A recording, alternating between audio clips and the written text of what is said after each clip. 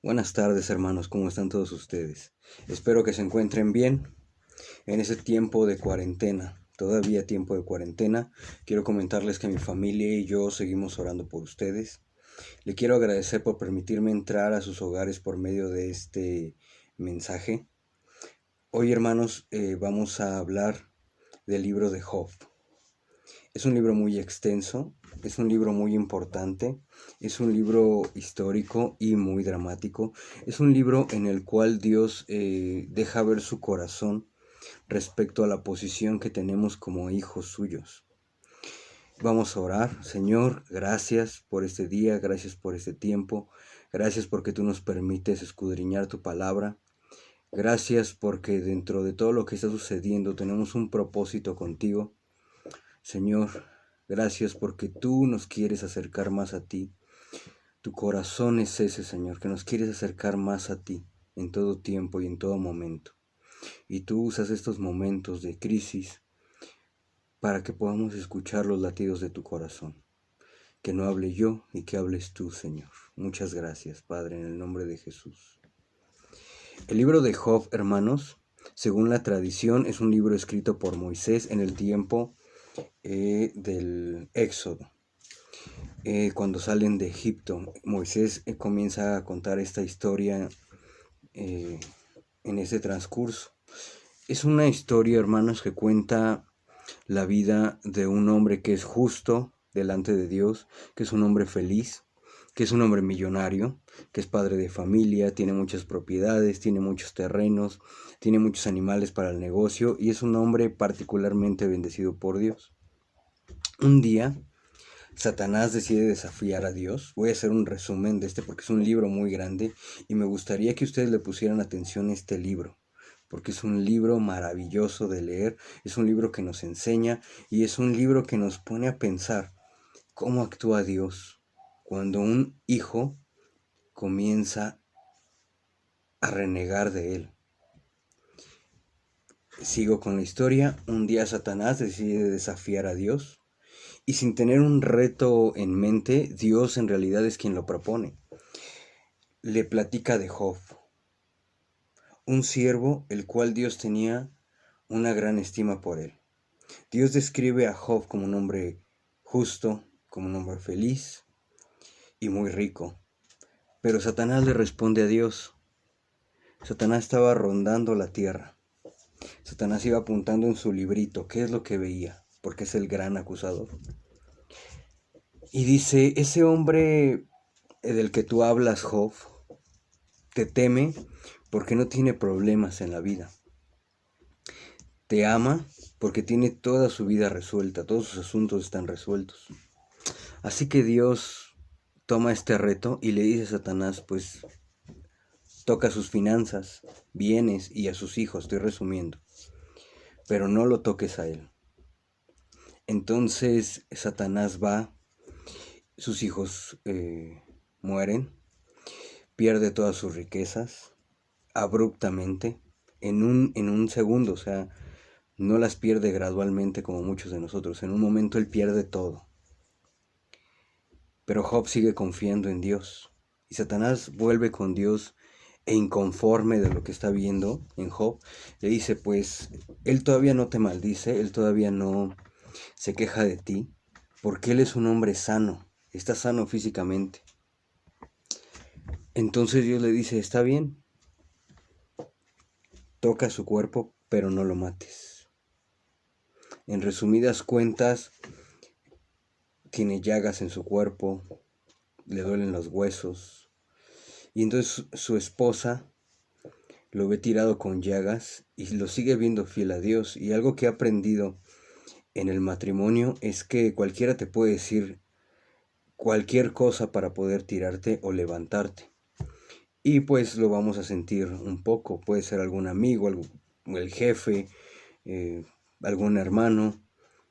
Pero realmente la que te puede tirar y el que te puede tirar ese es el esposo o la esposa.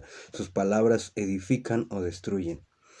Y entonces la esposa de Job le dice, sigues confiando en Dios, sigues esperando una respuesta. ¿Sabes qué, Job? ¿Cómo puede ser que seas fiel a Dios? Maldícelo y muérete. Le está diciendo, deja de confiar en Dios. Deja de querer escuchar la voz de alguien que no te va a responder y deja de luchar. Muérete, mejor muérete. Mira cómo estás. Entonces yo me pregunto, ¿cómo se habrá sentido Job en ese momento?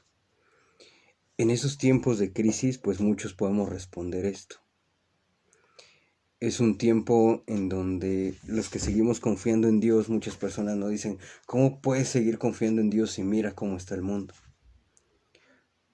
Y uno solamente quedarse callado, confiar en Dios, seguir mirando el cielo, a pesar de cómo miremos las cosas. En el libro de Job, resumiendo todavía, vienen 3 de sus amigos. Y los amigos le dicen, lo acusan conforme lo que ellos saben, conforme lo que ellos piensan, conforme es la naturaleza de Dios. La naturaleza en el mundo es, tú obtienes lo que tú siembras, tú siempre vas a cosechar lo que tú siembras. En ese momento Cristo no estaba allí para ser anunciado, Cristo, la gracia de Dios. Entonces ellos, no conociendo la gracia, dicen, bueno, pues lo que tú sembraste es lo que vas a cosechar. Job también lo sabía y lo tenía bien metido en su mente. Lo que yo haga es lo que yo voy a merecer. Vienen estos amigos y le dicen y lo confrontan de una manera muy dura. En los siguientes capítulos del libro de Job le dicen que el sufrimiento viene por el resultado del pecado. Y entonces Job revienta. Job se hace una pregunta clave en su mente. ¿Por qué sufre el justo? ¿Por qué el justo tiene que sufrir?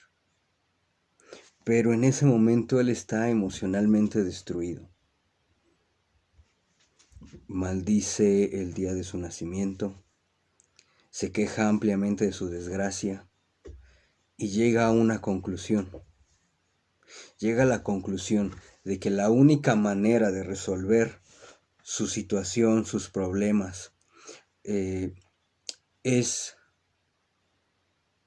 ver cara a cara a Dios, pero no en una oración, porque ya había querido hacer eso, ya había esperado su rostro del Señor, ya había orado, ya había dicho, Señor, bueno, pues todo eso me está sucediendo, respóndeme, quiero verte, explícame por qué suceden estas cosas.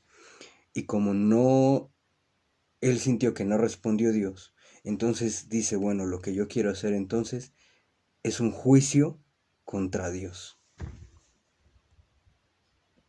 Quiero un juicio, porque quiero hacerle saber a Dios que está siendo injusto conmigo, que yo siempre he sido justo, yo siempre fui recto. Y entonces se pregunta Job, bueno, entonces, ¿de qué sirve ser recto? ¿De qué sirve ser justo? ¿De qué sirve ser espiritual? ¿De qué sirve ser decente? ¿De qué sirve guardar el corazón si el justo es quien sufre más? ¿Por qué no sufre así el que hace lo que se le da la gana? ¿De qué sirve ser espiritual si el mundano es el que gobierna el mundo? ¿De qué sirve orar si no me vas a responder? Si voy a ser tratado de esta manera. ¿En dónde está mi trato como hijo? ¿Por qué los que hacen todo debajo del agua? Los que roban a sus clientes, los que roban a sus empleados, los perversos, dice la Biblia, son los que salen adelante. Míralos cómo están. Job empieza a darse cuenta de esas cosas. Pero se da cuenta de esas cosas sin ser sabio, porque todo lo está viendo en medio de su dolor, como en esta crisis, como en este tiempo. ¿Cómo estamos viendo esta crisis? ¿De qué perspectiva? ¿Sentimos que Dios no nos responde? Sentimos que Dios está siendo injusto con nosotros porque perdemos cosas. Y entonces Job dice, pues yo no he hecho nada de esas cosas. Mírame, Señor, mírame. Yo no he pecado. Yo soy Job, Señor. Y los tres amigos de Job le hacen una serie de preguntas donde también lo cansan. Y Job escucha lo que muchos escuchamos en el tiempo de sufrimiento. Pareciera, hermanos, que en este tiempo, que en la iglesia occidental no podemos sufrir. Parece que el pare de sufrir es lo que nos hace cristianos y no es verdad. Yo me preguntaba estos días, ¿de verdad podríamos acercarnos al altar y llorar nuestras desgracias sin ser juzgados? Claro, porque las desgracias son sufrimientos. Y estos tres amigos de Job, sin ver las circunstancias de Dios, sin discernir las circunstancias de Dios, lo empiezan a juzgar, lo señalan y le dicen, esto te sucede porque tú eres pecador. No hay otra manera, no hay otra razón por la cual te suceda todo lo que te ha sucedido, Job. Es porque, mira, eres injusto, hiciste algo malo, de seguro, porque ellos no tenían en claro qué sucedía tampoco. De seguro no trabajaste lo suficiente, de seguro te enojaste con tu esposa, de seguro un día maldices a Dios y no te diste cuenta. Los amigos de Job no tenían en claro qué es lo que le sucedía a él. Solo lo veían enfermo, triste, preocupado, angustiado, trastornado porque Dios no lo había escuchado. Y aquí hay algo interesante, hermanos, porque si nosotros pensamos que estamos en una posición más alta de aquel que sufre, porque imaginamos que hacemos las cosas mejor que ellos, entonces, ¿de qué manera vamos a aconsejar a alguien? ¿De qué manera lo vamos a consolar? ¿De qué manera nos vamos a dirigir al que está sufriendo? Si yo hago las cosas bien y tú no, mira en dónde estoy yo. Mira todo lo que tengo, es por mi trabajo, es por mi esfuerzo y tú no tienes nada porque de seguro, porque tal vez, porque a lo mejor, y no tienen ni idea de lo que está sucediendo en la vida de las personas. Los tres amigos de Job no tienen idea de lo que está sucediendo en la vida de Job. Ellos ven lo terrenal, no, aquí en la tierra no tienes, pero no están viendo a Dios observando a Job detenidamente. Y entonces le siguen preguntando, pues, ¿qué hiciste para que te sucediera esto? Si te pasó tal desgracia de perder todo, es porque de seguro tú eres de lo peor. Híjole, pues es que tienes una mente cochambrosa. Es que no fuiste buen padre, no fuiste buena madre. Te faltó trabajar, te faltó escuchar, te faltó. Y se vuelven expertos de la vida de Job. Como muchos aquí en este tiempo que se vuelven expertos en nuestra vida. En lo que deberíamos de hacer, porque según lo que ellos ven, son las fallas de nuestros hechos y de nuestras acciones. Cuando Dios ve totalmente diferente la situación, porque siempre hay un propósito.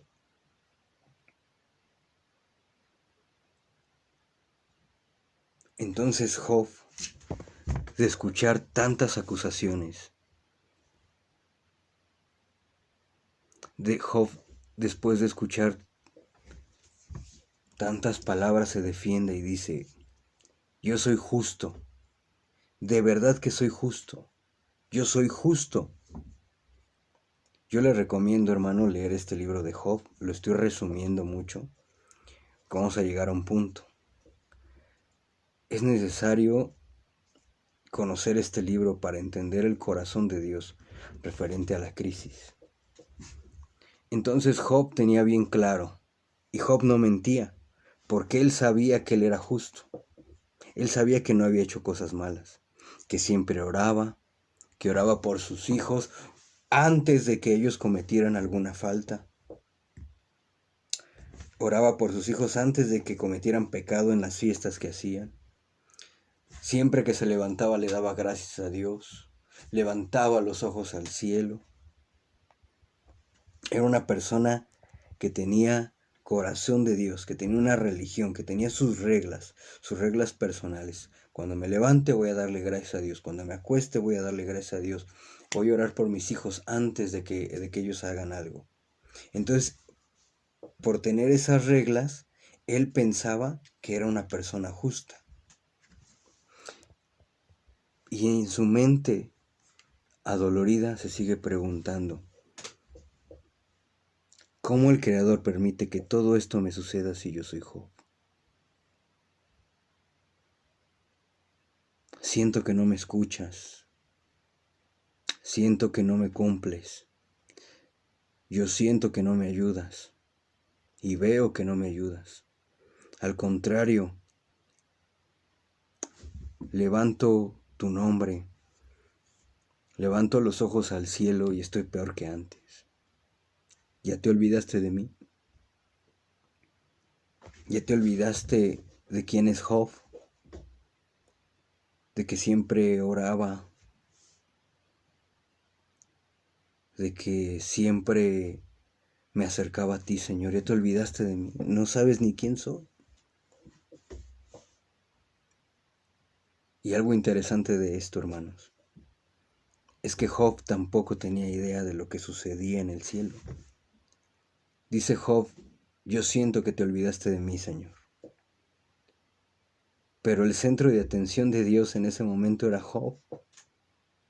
Todos los ángeles estaban viendo a Job. Toda la creación estaba en los ojos de Job, en la creación celestial, a ver qué hacía Job. Inclusive Job era el centro de atención de Satanás. Cuando nosotros nos sentimos que Dios no nos escucha, que Dios no nos responde, que Dios no nos ayuda, que estamos perdiendo nuestras cosas, que perdemos economía, que perdemos bienes, que perdemos familiares y pensamos que Dios no nos escucha, no sabemos lo que está sucediendo en el cielo. Tal vez y seguramente somos el centro de atención de Dios. Tal vez nosotros miramos al cielo preguntándole a Dios, ¿dónde está mi respuesta? Y como nuestros ojos solamente ven el mundo,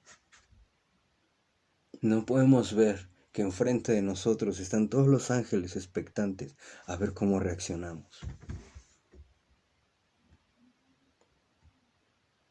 Habrá pocos que no se quejen de sus circunstancias, pero la gran mayoría le ha pasado por la mente. Si soy tu hijo, ¿qué mal me va a tocar a mí? Si yo soy tu hijo, ¿cómo voy a merecer lo mismo que merece el pecador? Cuando el pecador merece gracia. Oye, pero si soy tu hijo, ¿por qué perdí mis cosas? ¿Por qué? Si yo soy tu hijo, yo soy el más espiritual de todos, mírame. Yo soy el que tengo más fe, yo soy el que siempre habla del Señor, mírame. Y Job está en esa posición durante casi todo el libro. Al final los amigos de Job le dan la razón y le dicen, bueno, pues realmente ya nos dimos cuenta que Dios tiene algo contra ti. O sea, brother, Dios tiene algo contra ti. Pues ahí yo ya no puedo decir nada. Pues arréglalo tú con Dios. Échale ganas, a lo mejor Dios te responde. Y eso también responden los que son expertos de nuestra vida, los que nos hablan sin ser sabios. Bueno, pues tienes ese gran problema, échale ganas. Ya Dios dirá. Si Él lo hizo, Él te va a responder, pero pues entre lo que tú hiciste y lo que Dios quiere, pues, híjole, estás en una posición difícil. Y Job empieza a quejarse más y más de su circunstancia y se queja de Dios. Entonces en medio de esto aparece un cuarto amigo. Se llama Eliú, este amigo. Era el más joven de todos. Esto está en el capítulo 32, ya avanzamos muchísimo del libro de Job. Por eso les digo que es necesario que lo lean. Es muy interesante. Esclarece muchas preguntas que hay en nuestro corazón, que hay en nuestra mente en las crisis. Entonces Eliú, que es el más joven de los cuatro, en el capítulo 32, en los versículos 6 al 22, le dice a Job: bueno, ya cálmate. Les dice: a ver, señores, que sus barbas y sus canas son una cosa y la sabiduría es otra. Les dice exactamente así: los muchos años no hacen sabio a nadie, ni las barbas traen consigo una recta comprensión. Ahora ustedes me van a escuchar. En el capítulo 33, versículo 8, sigue hablando. Entonces, Job, respóndeme. Dices: ¿soy puro e inocente? ¿Dios me está acusando? ¿Dios es el que está provocando todo esto para mi desgracia? Y Job, estando confundido por esta pregunta que le hace Eliú, guarda silencio. Y Eliú sigue y le dice: estás hablando puras tonterías, Job. ¿Quieres ser sabio verdaderamente? Pues escúchame a mí. Y le enseña algo que después enseñaría el rey Salomón en el libro de Proverbios, del 1 al 7, donde dice que el principio de la sabiduría es el temor a Dios, el temor a dirigirnos a Él correctamente. Entonces le dice Eliú a Job: no porque tuviese la razón Eliú, sino porque ya se estaba pasando Job con las afirmaciones incorrectas sobre Dios. Job, al pasar este gran dolor y este sufrimiento, le dice a Dios: bueno, pues tú eres injusto. Y Eliú le dice: ¿Dios es injusto? Tú haces a Dios como un injusto. Tú tomas a Dios como el acusador, como el traidor de pestes, como el traidor de enfermedades, como el destructor de inocentes. Y Eliú le sigue diciendo: por favor, deja de hablar así. Te pones a discutir con Dios y le dices: mírame, Señor, mírame, que tengo un corazón limpio. Mírame, soy Job, soy tu Job, soy la niña de tus ojos. Pero tú decides en mi vida, pero por favor decide bien. Porque nada más estás decidiendo de mi vida sin juicio.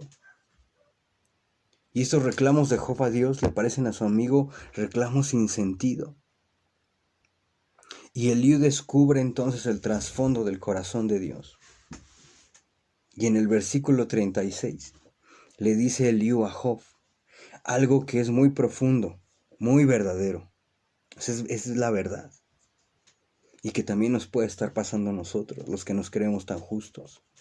Le dice: Job, no solo eres un pecador, sino también eres un rebelde, porque te burlas de Dios y luego te pones a discutir con Él.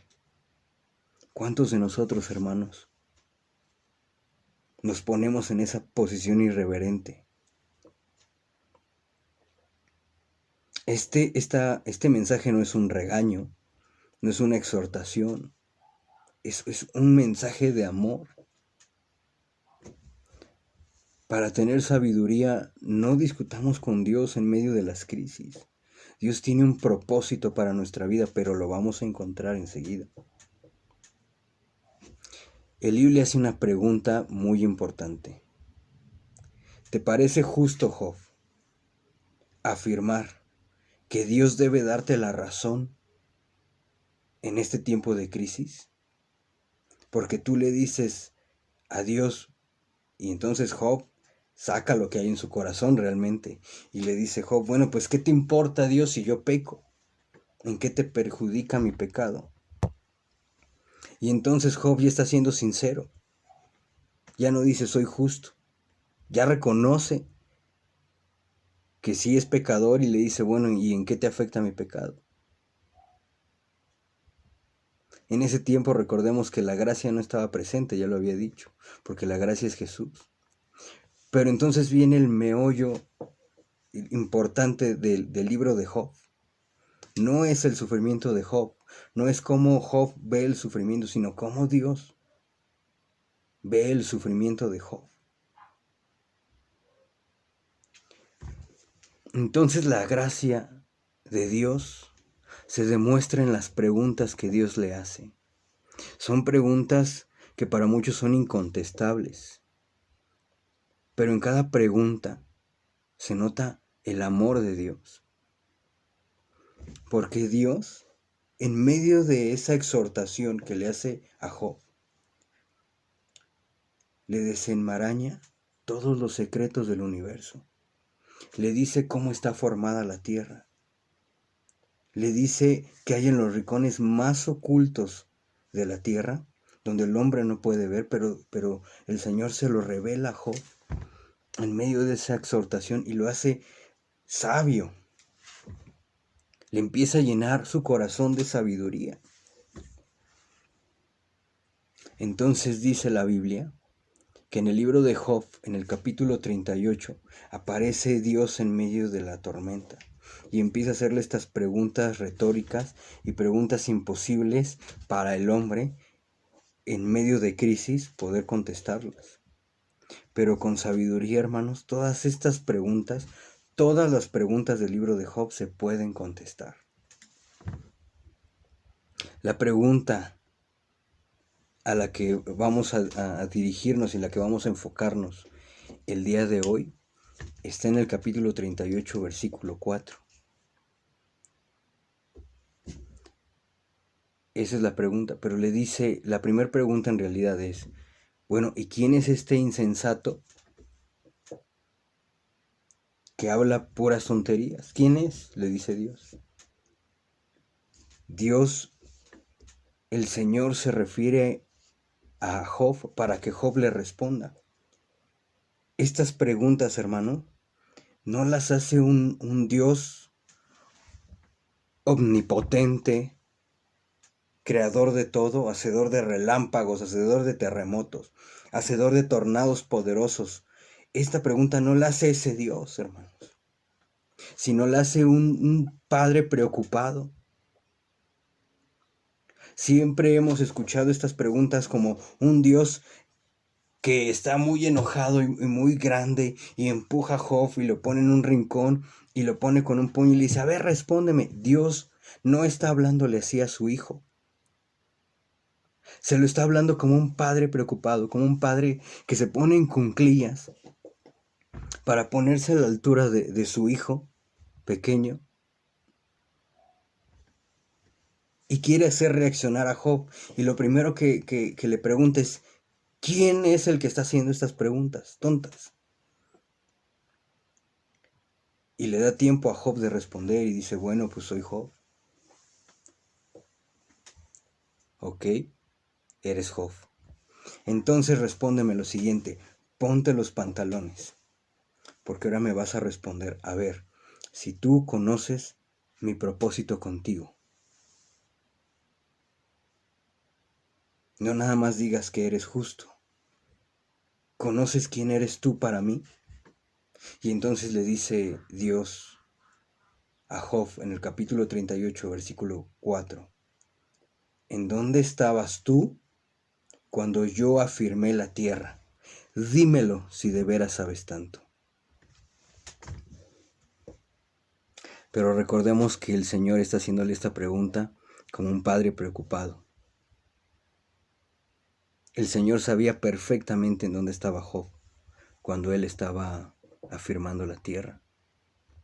Es como cuando un hijo se pone berrinchudo y dice cosas sin sentido. Y dice cosas como, pues ya no te quiero, ya no, pues ya no te voy a extrañar, ¿no?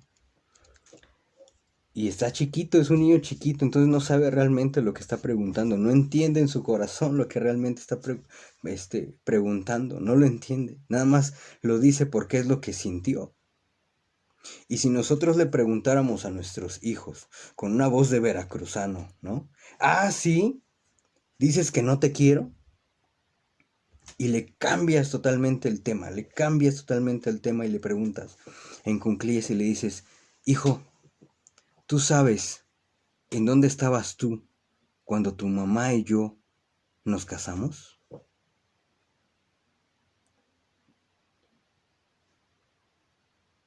No, pues no, no sé, no existía. ¿Tú sabes, hijo, dónde estabas cuando tu mamá y yo nos casamos? No, pues no tengo idea. Y Job respondía de esta manera. ¿Usted ya respondió? Job respondía de esta manera no porque estuviera triste, sino era porque estaba angustiado, no sabía qué responder. Estaba asustado, era un niño asustado. Y siguen esta serie de preguntas. Y nuestros hijos no podrían responder esta pregunta, y Job no podía responder esta pregunta. Pero hoy vamos a responder esta pregunta. La respuesta es que Job estaba en los pensamientos de Dios, en el corazón de Dios, cuando dice la Biblia que Dios afirmaba la tierra. Y esto lo vemos en Génesis 1:1. En el principio creó Dios los cielos y la tierra. Dice que allí estaba creando la tierra. Pero la pregunta dice, ¿en dónde estabas tú cuando yo afirmaba la tierra? No cuando yo la creaba. ¿En dónde estabas tú cuando yo afirmaba la tierra? Ya la había creado, pero ahora la estoy afirmando. ¿Qué quiere decir afirmar? Quiere decir afianzar. Hacer una cosa más firme. O sea, ya había creado la tierra y ahora la estaba haciendo más firme, más estable, más sólida, que no se caiga. Hacer que una cosa inmaterial adquiera firmeza o solidez. O sea, que en los 6 días de la creación, el Señor estaba afirmando la tierra. En los días de la creación, Dios estaba afirmando la tierra, pero ya la había creado, solamente estaba afirmando la tierra. En el 6º día es cuando crea al hombre. Y lo hace a su semejanza para que pudieran ser capaces de gobernar la tierra. O sea que Dios afirmó la tierra para que el hombre gobernara y viviera felizmente en ella. Entonces, mientras Dios afirmaba la tierra, ¿en dónde estaba el hombre? ¿En dónde estaba Job? ¿En dónde estaba usted? ¿Y en dónde estaba yo? La respuesta es sencilla. En su mente, en su corazón, en las palabras de la creación. Estábamos en sus planes, en lo más entrañable de su ser. No fuimos creados como un experimento para ver qué pasaba. Dios ya tenía un propósito con Job en ese momento y tenía un propósito con nosotros. Si vamos al libro de Efesios en el Nuevo Testamento y leemos las palabras del apóstol Pablo, que también fue una persona que sufrió muchísimo por el propósito de Cristo. En Efesios capítulo 1 del versículo 4 al 7, él dice, según nos escogió en él antes de la fundación del mundo, para que fuésemos santos sin mancha delante de él. Según nos escogió en él antes de la fundación del mundo. en el amor habiéndonos predestinado para ser adoptados hijos suyos por medio de Jesucristo, según el puro afecto de su voluntad, para la alabanza de la gloria de su gracia, con la cual nos hizo aceptos en el amado, en quien tenemos redención por su sangre, el perdón de pecados, según la riqueza de su gracia. Este contexto no lo conocía Job, pero este es el motivo del por qué Job estaba sufriendo. Job ya había sido escogido desde antes de que él naciera, desde antes de que se creara el mundo. ¿Y dónde estaba Job cuando el mundo estaba siendo afirmado? Estaba en Dios. Ya había nacido en el pensamiento del Señor. Usted ya había nacido en el pensamiento del Creador. Antes de la fundación del mundo y cuando Dios estaba afirmando el mundo, usted ya estaba ahí. Usted es el centro de atención de Dios. Y era importante Job, sí, porque Job sirvió para demostrarle al acusador, a Satanás, que el Señor siempre estaba al pendiente del hombre. Siempre estaba al pendiente de Job. Y cuando le termina de hacer estas preguntas, Job se da cuenta de eso. Yo estaba en tu creación. Yo estaba en ti cuando Dios le pone límites al mar. Yo estaba contigo. Estaba en tu mente. Cuando el Señor hace crecer las plantas, Job ya estaba en su creación. Entonces Job se da cuenta y cae rendido a Dios, cae rendido, cae de rodillas y dice, de oídas te había oído. Es como si ahorita dijéramos, pues te había escuchado en un montón de prédicas, te había leído en la palabra, pero pues no te había entendido, más o menos. Pero en ese momento Job entendió el corazón de Dios. Tú no eres un Dios castigador, tú eres un Padre cuidadoso, tú eres un Padre amoroso, tú eres un Padre que me está poniendo en un lugar de hijo. Y el sufrimiento no tiene nada que ver con que yo sea tu hijo o no. El sufrimiento es un propósito. Y gracias a Dios, porque yo soy ese propósito aquí en la tierra. Algo que estaba en Job se quebró y dice, ahora lo entiendo todo. Tú eres Dios y yo soy un hombre con propósito. Para que tu nombre se glorifique más allá de lo que yo te pueda servir. Yo vi mi dolor desde el egoísmo, donde todo se trataba que si yo era culpable o no, cuando realmente lo único que importa es cómo tú me ves a mí en medio del dolor. Porque tú mientras estabas afirmando la tierra, tú me afirmabas más a mí en medio de tu mente.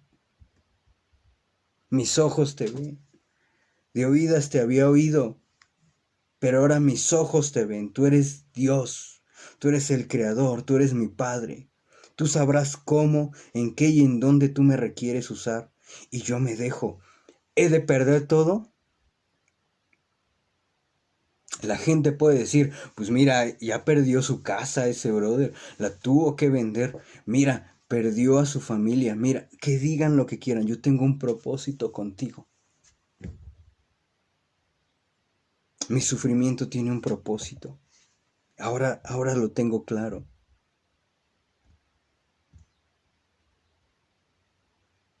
No soy yo y no se trata de mí, se trata de ti, Señor. Que se pararon los proyectos en la empresa por el COVID, que no puedo salir a vender, que no puedo salir a trabajar. Tú eres el que me va a sustentar. Y el que entienda esto, hermano, va a cambiar su perspectiva de vida y va a entender que tiene la libertad para adorar a Dios en medio del sufrimiento, en medio de la crisis, sabiendo que tenemos un propósito en Él. Los que aman a Dios, hermano, los que aman a Dios, los que buscan al Señor, pueden tener una vida plena, aún faltando comodidades. Y no digo que estén malas comodidades, pero nuestro propósito y nuestro principal meta es Jesús, es el Señor, es nuestro Dios.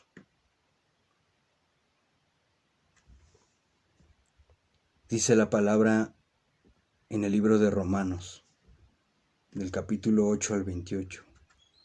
Y sabemos que para los que aman a Dios, todas las cosas les son para bien. Esto es para los que son llamados conforme a su propósito. Hay un propósito, fuimos escogidos.